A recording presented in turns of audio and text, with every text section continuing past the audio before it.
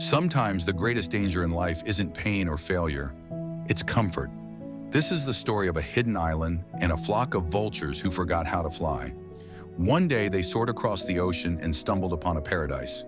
The island was quiet, lush, and overflowing with food. Fish, frogs, crabs, everything was easy. No threats, no predators, just peace. One young vulture looked around and smiled. "This is heaven. No more hunting, no more flying. Let's stay forever." And so they did. Days turned into weeks, and the weeks into months. Their wings, once built for storms, stayed folded. Their claws grew dull. Their instincts faded. They no longer needed the sky. They had everything at their feet. But one old vulture watched silently. He had seen the wild. He had known hunger, storms, and survival. One day, with concern in his voice, he said, "We've become soft. Our strength is fading. This island is making us forget who we are.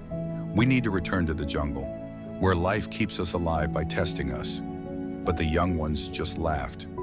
"Old one, you're afraid. Why return to struggle when we found peace?" The old vulture looked up at the empty sky, sighed, and flew away, alone. Seasons passed. Then one day a ship anchored near the island. Humans stepped off and released leopards into the jungle. At first, nothing changed, but soon the leopards noticed these birds couldn't fly. Their wings were weak, their bodies slow. One by one, the vultures were hunted. They couldn't escape, couldn't fight, couldn't even rise into the sky they were born to rule. Months later, the old vulture returned. What he saw broke his heart. Silence, scattered feathers, the remains of a paradise that had become a trap. Among the stillness, he found one young vulture barely breathing. With heavy eyes, he asked, "What happened?" The wounded bird looked up and whispered, "You were right. We forgot how to fly." The old vulture stood quietly. There was nothing more to say. Above them, the sky was still blue, but the wings that once touched it would never rise again. Sometimes comfort isn't safety. It's a silent thief. It takes away your edge, your hunger, your courage. And by the time danger comes, it's already too late.